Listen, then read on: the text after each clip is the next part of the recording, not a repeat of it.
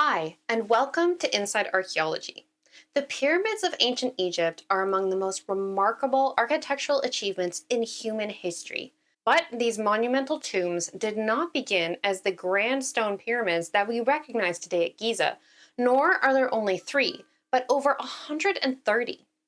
Over the course of centuries, their construction techniques, design, and purposes evolved significantly. In this video, we will explore the historical development of the Egyptian pyramids, from their earliest forms to their most iconic expressions, and examine what they reveal about the society, beliefs, and engineering capabilities of ancient Egypt. If this sounds like it's right up your trench, keep watching to learn more about the world's most successful and longest lasting pyramid scheme. Don't forget to take a few seconds to subscribe or like to help support the channel and tell the algorithm to promote it to new viewers. Every little bit of engagement helps. If you're feeling extra generous, you can make a Ko-fi donation, a super thanks, or check out my Redbubble store for some archaeology themed merch. All right, everybody, let's dig in.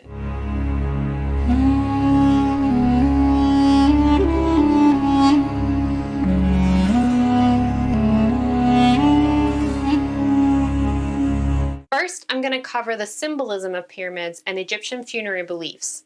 The name for a pyramid in ancient Egyptian is Mir. Its meaning is unclear as it only self-references the built object itself. It uses the same hieroglyphic sign as the Benben, the mound of existence that arose out of the abyss in the Egyptian creation myth. The relationship between Mir and Benben is further linked by the capstone architectural element of the pyramids and obelisks, which was named Ben Benet, the feminine form of Benben. There are 138 recorded pyramids in Egypt, all of which were built on the west bank of the Nile, which, as the site of the setting sun, was associated with the realm of the dead in Egyptian mythology. The ancient Egyptians developed an elaborate set of funerary practices to ensure their immortality after death. This included mummifying the body, casting magic spells, and burying people with specific grade goods thought to be needed in the afterlife. These practices evolved over time as old customs were discarded and new ones adopted. But several important elements of the process persisted, including the preparation of the body, the magic rituals, and the grave goods. It's thought that the importance of the preservation of the physical body originated during the pre-dynastic period, perhaps partially influenced by the dry desert environment that naturally facilitates excellent preservation. Early burials were in simple, shallow, oval pits with few goods. As traditions became more complex, coffins were introduced, first made from out of wicker, then wood or terracotta, and finally stone. Human sacrifices were found in early royal tombs, which were probably meant to serve the king in the afterlife, and were eventually replaced by figurines and wall paintings. By 3600 BCE, Egyptians had begun to mummify the dead, wrapping them in linen bandages with embalming oils such as conifer resin. By the First Dynasty, some Egyptians had enough wealth to start building tombs, placing mud brick slabs over top an underground burial chamber. These structures are called mastabas, a modern Arabic word for bench, so they're literally bench tombs. They were flat-roofed, rectangular structures about 4 times as long as they were wide and made out of mud brick or limestone. The Egyptians called them Perdjut, which roughly translates to House of Stability or House of Eternity. This is the first tomb structure the Egyptians developed. Its origins can be seen at the necropolis site of Tarkhan, which consists of several mastabas of the First Dynasty. The exterior building materials were initially bricks made of sun-dried mud readily available from the banks of the Nile. Even after stone came into use, the majority were still built from mud bricks. Many rose to at least 10 meters in height. During the First Dynasty, a mastaba simulated a house plan and consisted of several rooms, a central one containing their sarcophagus and others surrounding it for funerary offerings. This was all built in a shallow pit, which was then covered with the mud brick superstructure, which also had space for a small offering chapel for priests and family members to leave food and other offerings for the soul or ka or ba of the deceased. The inside was highly decorated, both with paintings and carvings of organic elements such as palm trees. Mastabas for royalty were especially extravagant on the exterior and were made to resemble a palace. In the second and third dynasty, the stairway mastaba became popular, where the tomb chamber sank deeper than before and was connected to the top with an inclined shaft and stairs. Many of these features transitioned into being used in later pyramids. Even after pyramids were starting to be built for kings and later dynasties, members of the nobility continued to be buried in mastabas. This is especially evident on the Giza Plateau, where at least 150 of them have been constructed. Non-royal use of mastabas continued for over 1,000 years into the Middle Kingdom. However, around the time of the New Kingdom, around 1550 BCE, they became rare. While mastabas were all well and good for Egypt's very first kings, soon there was a need for something grander, something that stood out. And the natural solution was, of course, to stack a few mastabas on top of each other and create a step pyramid. So inventive. The first recognized step pyramid dates to the beginning of the Third Dynasty and is attributed to King Djoser. His vizier Imhotep is often cited as its architect, though the dynastic Egyptians themselves did not credit him as such. Imhotep's role as the first architect is based on the presence of his statue in the funerary complex of Djoser, with his title Overseer of Sculptors and Painters, and a comment made by the historian Manetho, writing 2,000 years later, which claimed that Imhotep was the inventor of building in stone. Going back to Djoser's tomb, it was first built as a square mastaba, but was revised repeatedly during construction, going through a series of developmental phases that culminated in its final step pyramid form. Its 6 tiers were built to a height of between 60 and 62 meters, and it's made of limestone instead of mud brick. It contains only one tight corridor leading to a rough chamber where the entrance of the tomb shaft was hidden. This inner construction was later filled with rubble. Underneath are tunneled chambers and galleries lined in limestone and blue faience, nearly 6 kilometers in length, and connect to the central burial shaft. These spaces provide room for the burial of the king, his family members, and the storage of goods and offerings. The entrance to the shaft was built on the north side of the pyramid, a trend that would remain throughout the Old Kingdom. The burial chamber was a vault constructed of 4 courses of well-dressed granite. It had one opening, which was sealed with a 3.5-ton block after the burial. No body of the king has been recovered inside, as the tomb was extensively robbed in antiquity. The exterior was tightly covered in finely polished white limestone. As the central feature of a vast mortuary complex, this step pyramid is situated inside an enormous courtyard surrounded by ceremonial structures and decoration. The process of building it would be far more labor-intensive than previous monuments made out of mud brick. This suggests that the state had a new level of control of resources, both material and human. After Djoser, his successors built similar structures, but none were as successful as his. Several hundred meters to the southwest is King Sekhemkhet's buried pyramid, which was originally modeled after Djoser's. It is also arguable that it was originally designed to surpass the step pyramid, but it barely made it above ground level, and that's why we call it the buried pyramid. Its incompletion is thought to have been due to Sekhemkhet's short reign of roughly 6 years. The layer pyramid is commonly attributed to King Kaba. However, it was made of mud brick and is largely ruined. While the Third Dynasty can be credited with starting the trend for a massive, in-your-face burial monument, the Fourth Dynasty truly perfected the art of the pyramid. And it all starts with Egypt's most prolific kingly builder, Snofru, probable father of Khufu and first king of the Fourth Dynasty. His name means Horus, Lord of Maat, has perfected me, and it's estimated he reigned from between 27 to 48 years. He is most well known for building three pyramids within his lifetime that survive to this day. Monuments which introduced major innovations in the design and construction of pyramids, transforming them from stepped to straight-sided buildings. This determination to build until he got straight sides and the meaning of his name give me a definite impression that he was a perfectionist. Through constructing 3 pyramids, he is actually the king who moved the most stone and brick, and yet somehow, despite that, his name never comes up when we talk about Atlantis, aliens, or advanced ancient tech. To enable such massive building projects, he needed an extensive store of labor and materials, and he procured this via military campaigns into Libya and Nubia. There is also evidence of activity in the turquoise mines on the Sinai Peninsula and large-scale quarrying projects to provide the stone he needed. While we don't know the order in which he built them for sure, it's thought that the first of his attempts is the collapsed pyramid at Meidum. It was conceived as a 7-stepped structure. A second extension turned this design into a true pyramid by filling in the steps with limestone casing.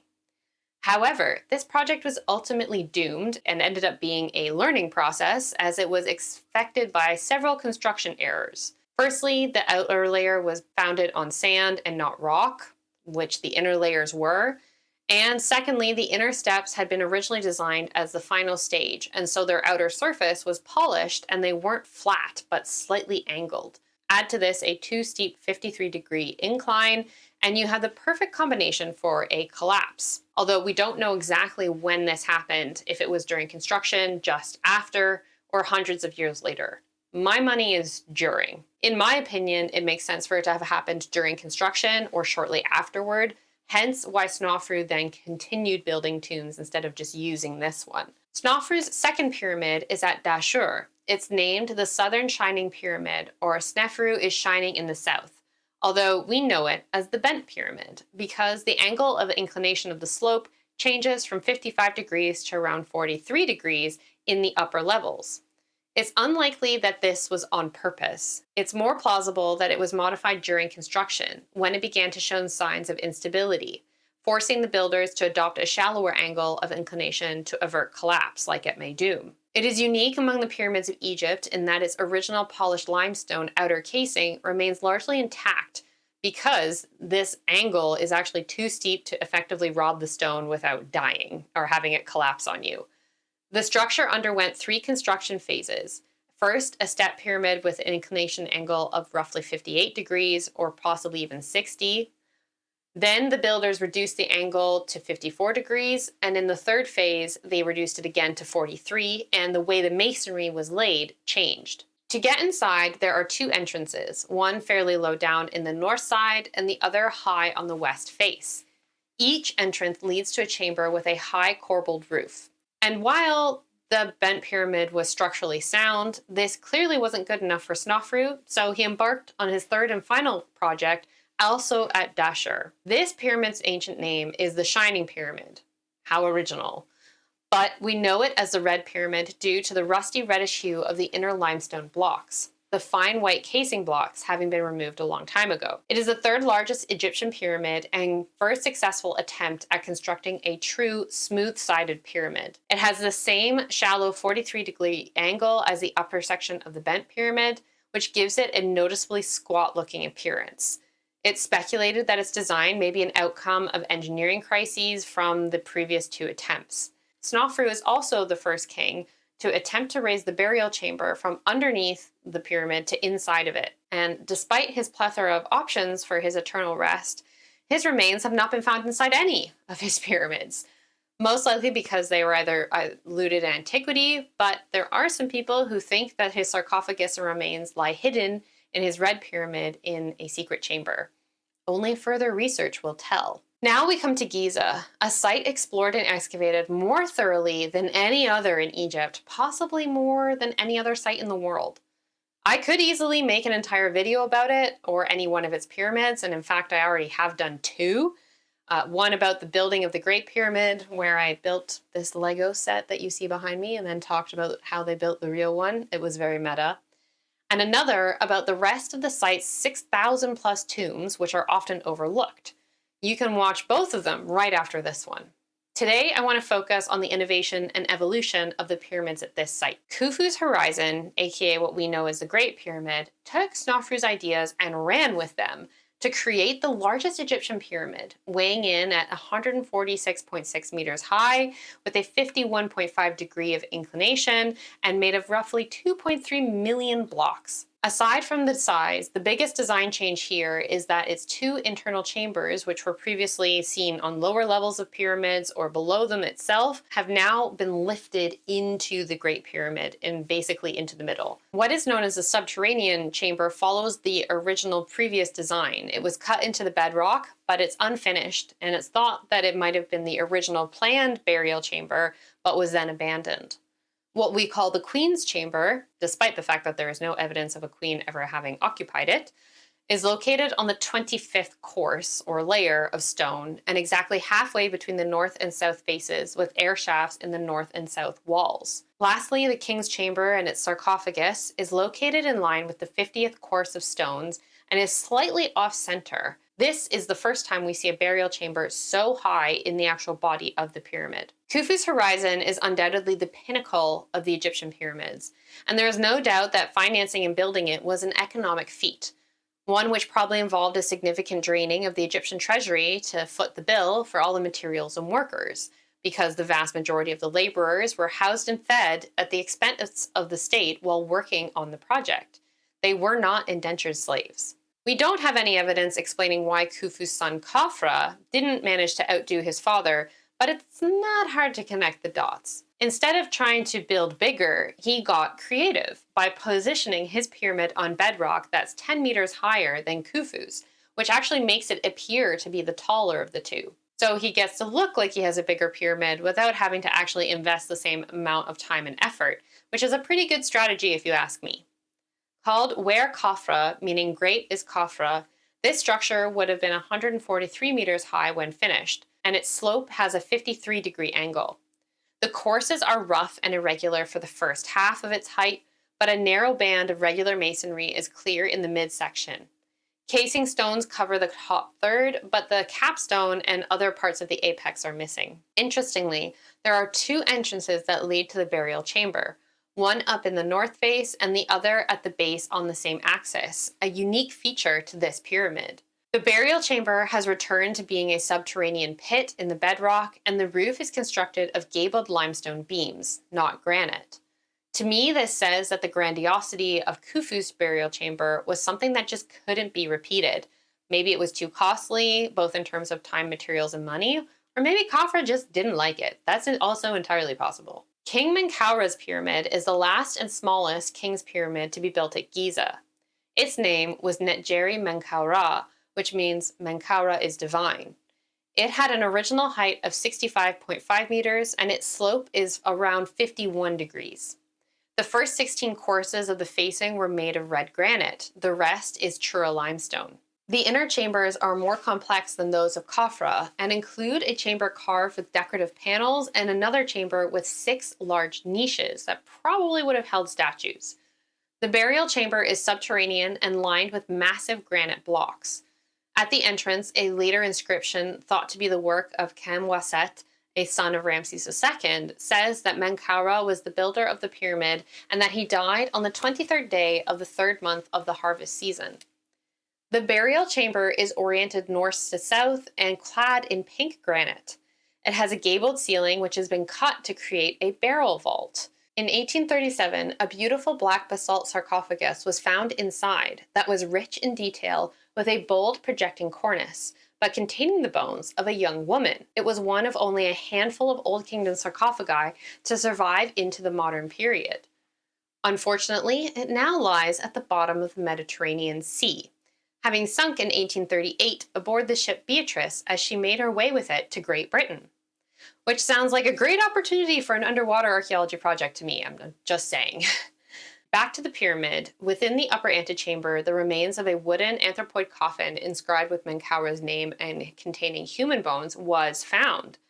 However, this is now considered to be a substitute from the late period, as radiocarbon dating on the bones has found that they were less than 2,000 years old, suggesting either mishandling of the remains from another site or access to the pyramid during Roman times. The lid from this coffin was successfully transported to England and may be seen today in the British Museum. These are just the 3 kingly pyramids at Giza. There are 8 other pyramids at the site as well. To the east of Khufu's horizon are 4 subsidiary pyramids. The 3 that remain standing to almost full height are popularly known as the Queen's Pyramids. The fourth, smaller satellite pyramid is so ruined that we didn't even know it existed until the first course of stones and later the remains of the capstone were found in 1991 to 1993 during excavations. Khafra only has a single satellite pyramid. Maybe he just didn't like his wives as much, I don't know. South of the Pyramid of Menkaura are three smaller pyramids, each accompanied by the temple and substructure, which are probably queen's tombs, and at least one of them is probably a satellite pyramid. The function of the satellite pyramids is disputed, as the single chambers inside are too small for a burial. They are sometimes thought to be meant to house a Ka, aka soul, statue of the king. Lastly, there is also the often overlooked tomb of Queen Khentkawis, which used to be called the fourth pyramid of Giza, but this was a misnomer, as it's not truly a pyramid in the same style as the rest. Queen Khentkawis was a royal woman who lived during the 4th and 5th dynasties. She may have been a daughter of Menkaura, wife of the successive kings Shepseskaf and Userkaf, and mother of King Sahura. Her tomb is a two-stepped superstructure, which cannot be properly classified as either a mastaba or a pyramid. It was built in two phases. In the first, a nearly square block of bedrock, around which the stone had been quarried for the other building projects on the site, was encased with fine white Chura limestone. In the second phase, it was enlarged and a large limestone structure was built on top of the bedrock block. A chapel was built into the tomb's superstructure and a large granite entrance bearing the queen's name and titles was added. The passage to the burial chamber and chamber itself was lined in red granite, and her burial chamber probably housed an alabaster sarcophagus. You can learn more about her pyramid and what it contains and the pyramid town that's around it if you check out my video on the Great Site of Giza. The last king of the 4th dynasty, Shepseskaf, did not build a pyramid as far as we know. During the succeeding 5th dynasty, funerary construction shifted back to Saqqara as well as the new site of Abu Sir. The founder of the 5th dynasty, King Userkaf, built his pyramid at Saqqara close to Djozir's. Although it was much smaller than those built by the 4th dynasty, its mortuary complex was lavishly and extensively decorated with fine painted reliefs. Its reduced size probably owes much to the rise of the cult of Ra, which diverted spiritual and financial resources away from the king's burial. Userkaf's pyramid was built following techniques established during the 4th dynasty. However, it was so poorly laid out that once the outer casing of fine limestone was robbed, it crumbled into a heap of rubble. Userkaf's successor, Sahura, built his pyramid at the new site of Abu Sir and returned to the step style. Compared to the 4th dynasty, the immensity of this pyramid's construction was dramatically reduced, but the decorative program was expanded. His mortuary temple is considered to be the most sophisticated one built up to that time, signifying that the focus had shifted away from the actual physical resting place of the king and towards the mortuary temple complex his cult priests would use, another sign of the increased importance of the priesthood. This pyramid is also notable for being constructed in a drastically different manner to those that came before. Its outer faces were framed using massive, roughly dressed gray limestone blocks joined with mortar. The inner chambers were similarly framed, but using considerably smaller blocks, and the core between the two was then packed with a rubble fill of limestone chips, pottery shards, and sand, with clay mortaring. While less time and resource consuming, this method was careless and unstable, and meant that only the outer casing was constructed using high-quality limestone. It's no surprise, then, that once the outer limestone was taken away, the inner structure deteriorated and it now looks like this. Sahura started a trend with his cheap and cheerful style, which continued to be used throughout the 5th dynasty. Abu Sir was supplanted by Saqqara towards the end of the dynasty. It hosts the pyramid of the last king of this dynasty, Unas. In it, we have another new innovation, the writing of funerary prayers, which we call pyramid texts, on the inside of the tomb. Whereas previously the interiors were left blank, in Unas's pyramid for the first time, 283 magical spells were carved and painted on the walls of the corridor, antechamber, and burial chamber. These spells were intended to help the king in his journey through the underworld so that he would join with Ra in the afterlife. Writing the text on the walls of the pyramid's internal chambers ensured that the king would benefit from their potency even if his funerary cult was to cease. Unas began a tradition that would be followed in the pyramids of all his successors. Kingly pyramid building continued into the end of the Old Kingdom, but gradually died out as the power of the king weakened in favor of the regional governors. The last complete pyramid was built for Pepi II of the 6th dynasty. Internal disorder set in during his long reign of 60 plus years. He came to the throne as a child, and it's thought that his death created succession struggles, probably because he outlived most of his sons. The country slipped into civil war mere decades after his death, and this was followed by a drought in the region that prevented the normal flooding of the Nile, causing decades of famine, strife, and the end of what we call the Old Kingdom, as well as the Great Pyramid Building Age. However, it's not the end of Egyptian pyramid building altogether. During the Middle Kingdom, Egypt rebounded into a strong and stable empire. At the start of the 12th dynasty, kings revived the art of pyramid building. Building techniques used for these structures appear to be attempts to substitute sand fill or mud brick for solid masonry construction. However, as a result of these new, cheaper techniques, little remains of 12th dynasty royal pyramid complexes. In general, while the pyramids were smaller, the mortuary temples attached to them became larger and more complex. Amenemhat I was the first to revive the tradition of a kingly pyramid complex in the Middle Kingdom. He named his pyramid Sut-Kauk Amenemhat, or the Places of Appearances of Amenemhat. Try saying that 6 times fast. And started a new tradition of giving each component structure in the pyramid complex its own unique name. Built at Lisht, his tomb rose to a height of 55 meters. The core was made with small rough blocks of local limestone with a loose fill of sand and mud brick. Some of the limestone was stripped from other monuments. Blocks of stone from the pyramids of Khufu, Khafra, Unas, and Pepi II have been found in this one. Inside, a sloped shaft blocked with granite plugs ran from the ground level entrance chapel to a vertical shaft that descended directly into the burial chamber. His son and successor, Senusret I, built his pyramid just south of his father's. It was slightly larger and also used a new method of construction. 4 stone walls radiated from the center, built of rough-hewn blocks that decreased in size the higher their placement. The 8 sections formed by these walls were then subdivided by 3 more walls, splitting the pyramid into 32 different units, which were then filled with slabs of stone and debris. An exoskeleton of limestone then covered the entire structure. And while it looks cool, this was not particularly efficient, and the completed pyramid suffered from stability problems as evidenced by its current state. Unusually, clear evidence for the ramps used to construct it also remain. Surrounding the actual structure was a comparatively large complex with a mortuary temple, a rectangular structure with a courtyard in the center, 9 smaller pyramids for Senusret's queens, and a satellite pyramid, which was the last one built in Egypt and the only one known from the Middle Kingdom. Amenemhat II built his pyramid near Dashur, and it's now nothing more than a pile of rubble, having been heavily quarried for stone. However, this doesn't mean nothing was found there, as the pyramid is surrounded by a large rectangular enclosure wall, and a number of intact tombs were found inside this wall belonging to his relatives, including several of his children. A wide variety of funerary furniture was recovered from these tombs, including wooden coffins, alabaster perfume jars, and canopic chests.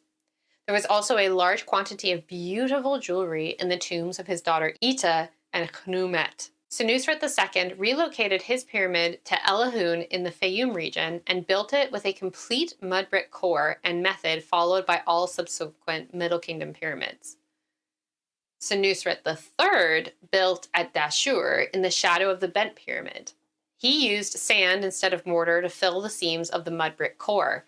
This change was perhaps a sign of the declining quality of Middle Kingdom pyramids, or possibly even the decline of the Middle Kingdom itself. Many shaft tombs belonging to royal women were discovered on the northern and southern sides of the main pyramid. Inside the northern tombs were the treasures of Princesses Sitator and Mereret, which included the pectorals with the names of Senusret II, III, and Amenemhat III, and an oyster shell pendant, which my earrings are a replica of. Amenemhat III was the most ambitious of all Middle Kingdom pyramid builders. He ruled Egypt for nearly 40 years, which allowed him to leave his mark on art foreign policy and architecture.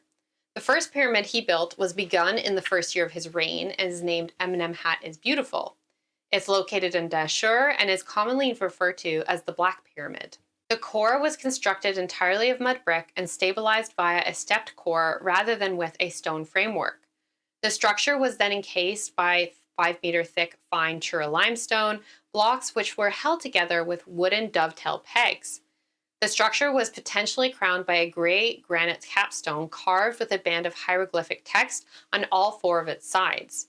Shortly after its completion, around the 15th year of Amenemhat's reign, the substructure began to buckle with cracks as a result of groundwater seepage. Rushed efforts were made to prevent the structure from collapsing, which were successful, but just as Snofru decided to do with his bent pyramid, Amenemhat chose to build a new one, named Amenemhat Lives, at Hawara in the Fayum Oasis. This pyramid had a core constructed entirely of mud brick encased in fine white Tura limestone.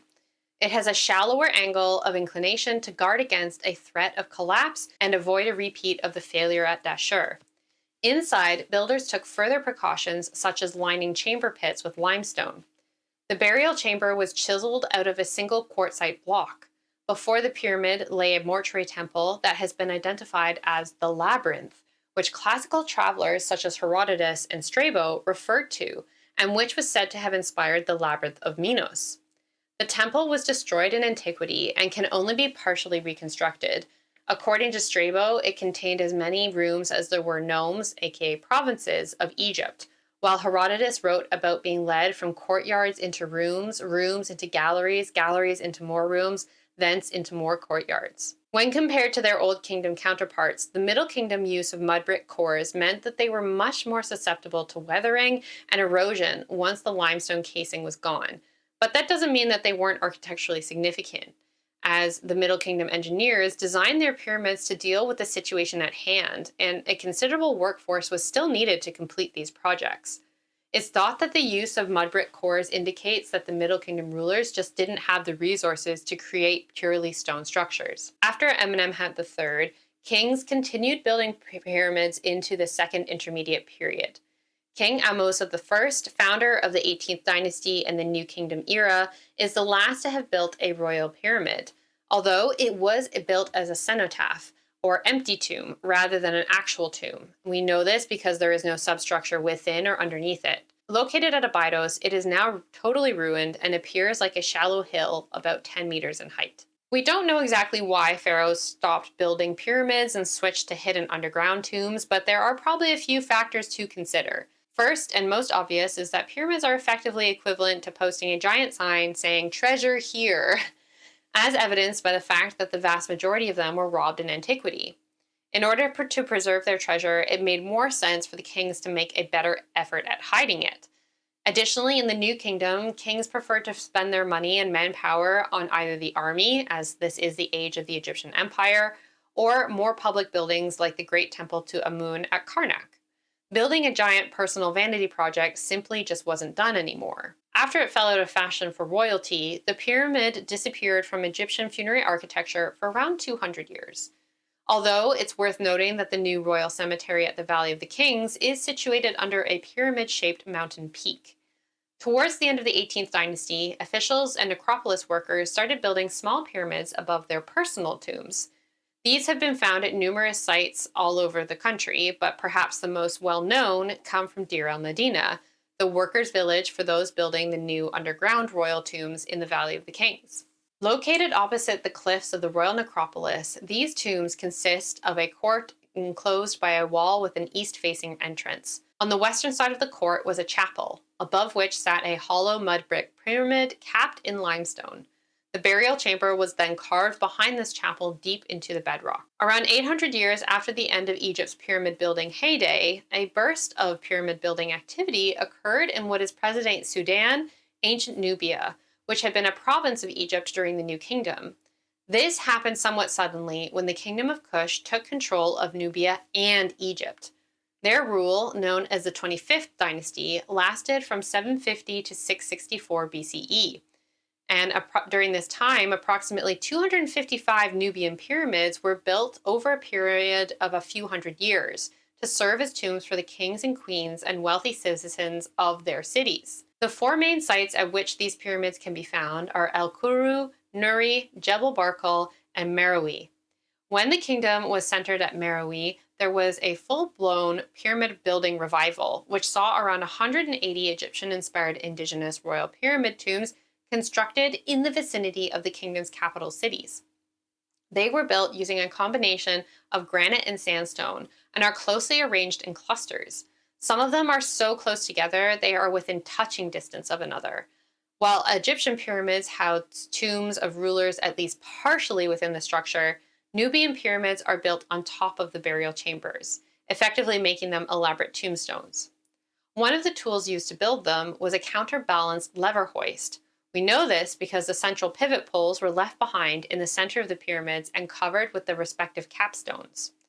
The interior chambers were lined with plaster and decorated with scenes from the life of the deceased. The tombs were plundered in antiquity, but the preserved wall reliefs reveal that the royal occupants were mummified, covered with jewelry, and laid to rest in wooden coffins. Around 350 BCE, the kingdom of Kush disintegrated, and the pyramid as a marker of a royal tomb became extinct. Wow, that was a lot to get through, but we made it. Time to pack up our shovels and trowels for today. Did you learn something new? Which pyramid is your favorite? Don't forget to share, like the video, or subscribe to the channel before you leave. If you're feeling extra generous, you can give me a super thanks, Ko-fi donation, or have a look at my Redbubble shop.